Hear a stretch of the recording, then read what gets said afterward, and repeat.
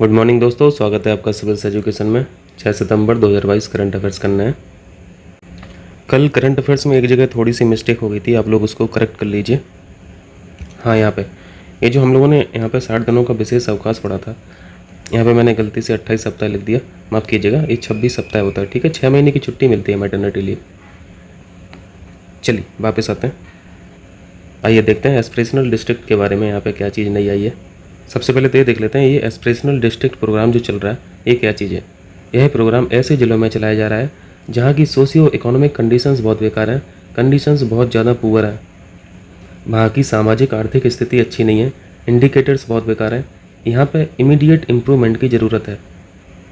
इस प्रोग्राम को नीति आयोग द्वारा ऑपरेट किया जाता है। 2018 में इसको लॉन्च किया गया था। पहला इंपॉर्टेंट फैक्ट 2018। दूसरा इंपॉर्टेंट फैक्ट नीति आयोग का ये प्रोग्राम है। तीसरा इंपॉर्टेंट फैक्ट 117 जिले को अभी आइडेंटिफाई किया है जो आकांक्षी जिला कार्यक्रम के अंतर्गत आते हैं। इतना क्लियर है। अब आइए यहाँ पे न्यूज़ में क्या है। अभी नीति आयोग ने उत्तराखंड को बेस्ट एस्पिरेशनल डिस्ट्रिक्ट घोषित किया है। ये करंट पॉइंट ऑफ व्यू से इंपॉर्टेंट है। तो यहाँ पे अगर कोडिंग से क्वेश्चन आएगा तो करंट का भी वो पॉइंट जोड़ देगा और यहाँ पे कुछ स्टैटिक फैक्ट भी वो जोड़ सकता है, ठीक है। तो ये चीज़ है एस्पिरेशनल डिस्ट्रिक्ट के बारे में। ऐसे ज़िलों में सरकारें सर्विस प्रोवाइड कर रही हैं, उनकी बेहतरी के लिए काम कर रही हैं। इन जिलों की परफॉर्मेंस को 5 पैरामीटर पर मेजर किया जाता है। पहला पैरामीटर है स्वास्थ्य और पोषण, यानी हेल्थ और न्यूट्रिशन, 30% वेटेज है इसका। दूसरा पैरामीटर है शिक्षा, एजुकेशन, इसका भी 30% वेटेज है। तीसरा पैरामीटर है एग्रीकल्चर और वाटर रिसोर्स कैसे हैं उस ज़िले में, 20% वेटेज है इसका। वेटेज नहीं याद रखना है आपको बस यहाँ पे एक मोटी मोटी तस्वीर याद रखनी है, ठीक है। चौथा पैरामीटर है वित्तीय समावेशन, यानी फाइनेंशियल इंक्लूजन और कौशल विकास, स्किल डेवलपमेंट, 10% वेटेज है इसका। और लास्ट है अवसंरचना, यानी इंफ्रास्ट्रक्चर, इसका भी 10% वेटेज है। इन 5 पैरामीटर पर एस्पिरेशनल डिस्ट्रिक्ट की परफॉर्मेंस को मेज़र किया जाता। क्लियर है, सारे फैक्ट हो जाएंगे। चलिए स्पर्श का मतलब है system for pension administration, bracket में लिखा है रक्षा से यहाँ पे मतलब है डिफेंस, यानी डिफेंस पर्सनल के लिए ये स्कीम है। यह एक बेसिकली पोर्टल है। इस पोर्टल पर डिफेंस पेंशनर पेंशन के लिए क्लेम करते हैं, ठीक है। यहाँ पे कल एक टॉपिक छूट गया था, उसको भी कवर कर लेते हैं, फिर हम लोग इसको करते हैं। यहाँ पे हम लोगों को भांग के बारे में पढ़ना है।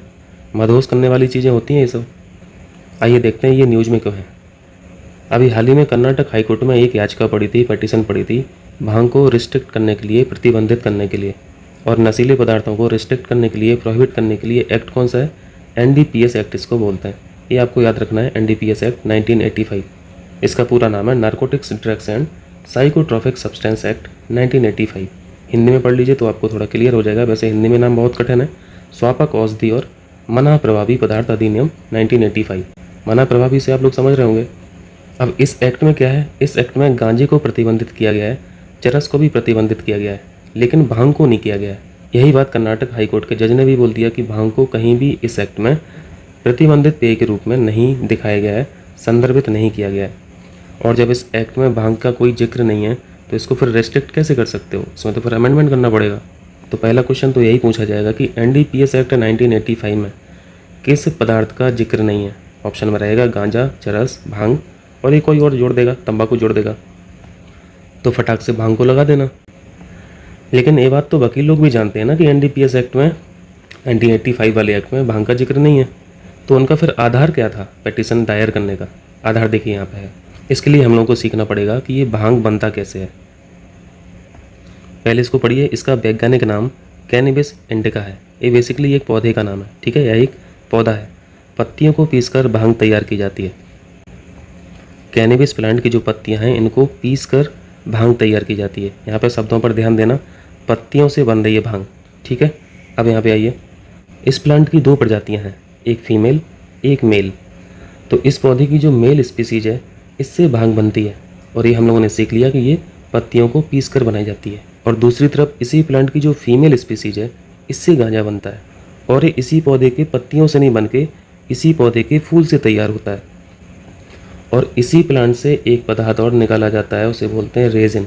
रेजिन यानी चिपचिपा पदार्थ। ये जो चिपचिपा पदार्थ होता है इसी से बनता है चरस। यानी आपने सीख लिया कि कैनबिस इंडिका ही एक प्लांट है जिससे गांजा भी बन जा रहा है, चरस भी बन जा रही है, भांग भी बन जा रही है। तो यहाँ पे पिटीशन का यही आधार था कि इसी पौधे से जब गांजा बन रहा है, चरस बन रही है और ये प्रतिबंधित भी है एनडीपीएस एक्ट में, तो भांग को फिर प्रतिबंधित क्यों नहीं किया जाता है? गांजे को एनडीपीएस में प्रतिबंधित क्यों किया गया है? क्योंकि एनडीपीएस एक्ट में कैनबिस इंडिका के फल या फूल को प्रतिबंधित किया गया है। तो जब फूल और फल प्रतिबंधित हैं तो गांजा भी प्रतिबंधित है, क्योंकि ये फूलों से ही बन रहा है, फल से ही बन रहा है। लेकिन इस पौधे की पत्तियों का कहीं भी जिक्र एनडीपीएस एक्ट में नहीं है। ठीक है, ये इतनी बातें थी। गांजे का दूसरा नाम मारीजुआना भी है, ये भी याद रखना। चलिए नेक्स्ट करते हैं, वापस चलते हैं आज के करंट अफेयर्स में। तो यहाँ पे हम लोगों ने स्पर्श के बारे में सीख लिया था। अब आइए आईएनएस विक्रांत के बारे में थोड़ा और अपडेट है। 1-2 दिन पहले भी हम लोगों ने किया था। ये हम लोगों ने सीखा था कि ये भारत का पहला स्वदेशी रूप से निर्मित एयरक्राफ्ट कैरियर है। एयरक्राफ्ट कैरियर बोला जाता है ना, क्योंकि इनके ऊपर बहुत सारे फाइटर प्लेन, एयरक्राफ्ट वगैरह आप रख सकते हैं। यानी ये फाइटर प्लेन्स को, एयरक्राफ्ट को कैरी करते हैं, इसलिए उनको कैरियर बोला जा रहा है। इसको कमीशन कर दिया गया है। इसको बनाने वाली पीएसयू है Cochin shipyard limited. INS Vikrant पे 30 एयरक्राफ्ट रखे जाएंगे, जिनमें से MiG-29K होगा, कामोव 31 हेलीकॉप्टर होगा, MH-60R मल्टी रोल हेलीकॉप्टर होगा, ALH यानी एडवांस लाइट हेलीकॉप्टर की भी तैनाती होगी आईएनएस विक्रांत पे, और जो हमारा स्वदेशी रूप से निर्मित है LCA लाइट कॉम्बैट एयरक्राफ्ट, इसकी भी तैनाती होगी। और आईएनएस विक्रांत पे ही नया झंडा, नया फ्लैग इंडियन नेवी का अनवील किया गया, अनावरण किया मोदी जी ने, है ना। वो अगला टॉपिक है, उसको हम लोग कर लेंगे। अब हम लोगों के पास 2 आईएनएस हो गए हैं जो ऑपरेशनल है।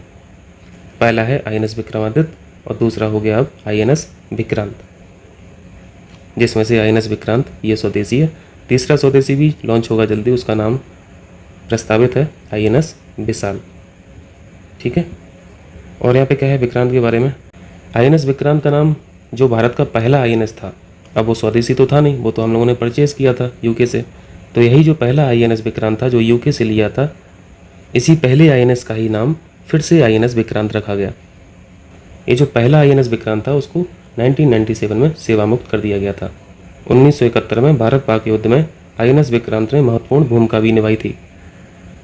यहाँ पे क्या है, सर्वावैक, यह एक वैक्सीन का नाम है जिसको भी भारत में स्वदेशी रूप से विकसित किया गया है।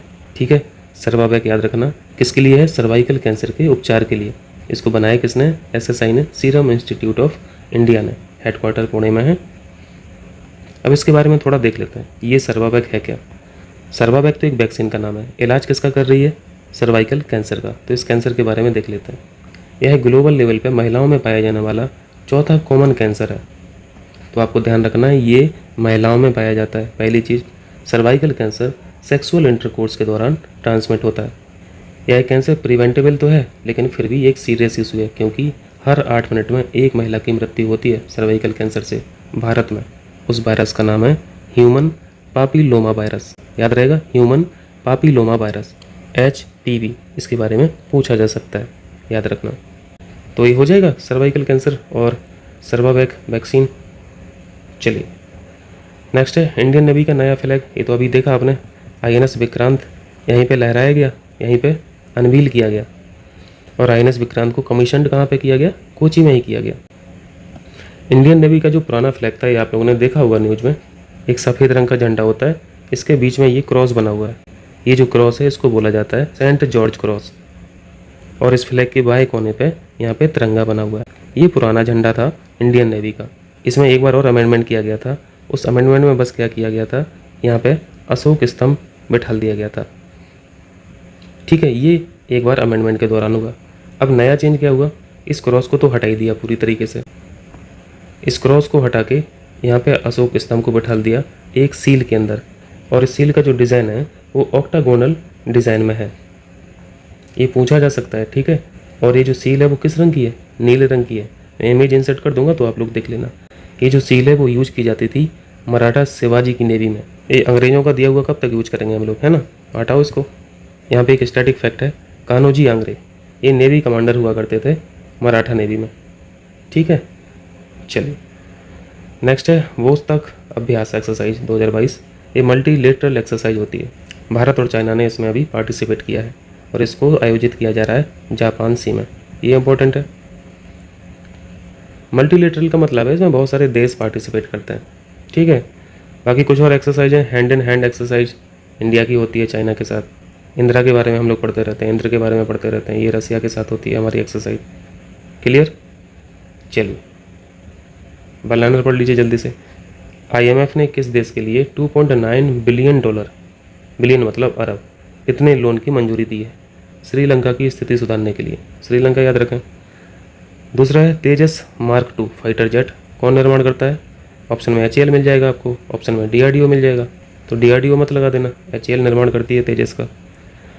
इलेक्ट्रिकल व्हीकल यानी EV बैटरी सेफ्टी पर एक्सपर्ट कमेटी, इस कमेटी के अध्यक्ष कौन है? टाटा नरसिंह राव।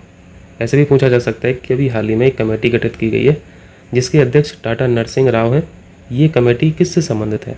तब EV बैटरी सेफ्टी लगा देना। क्लियर है।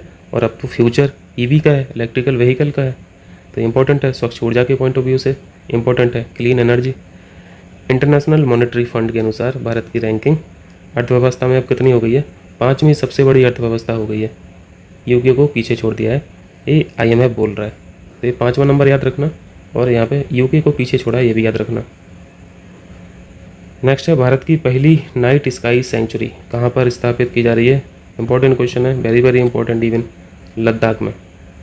नेशनल ग्रीन ट्रिब्यूनल NGT ने किस राज्य पर 3500 करोड़ रुपए का जुर्माना लगाया? वेस्ट बंगाल पर। सॉलिड वेस्ट मैनेजमेंट के कुछ नॉर्म्स हैं जो उन्होंने फॉलो नहीं किए थे, उसी के चलते ये जुर्माना लगाया गया। लास्ट है नालसा यानी नेशनल लीगल सर्विस अथॉरिटी का कार्यकारी अध्यक्ष किसे नामित किया गया, नॉमिनेट किया गया? जस्टिस DY चंद्रचूड़ को। ये सेकंड सीनियर मोस्ट जज हैं सुप्रीम कोर्ट के।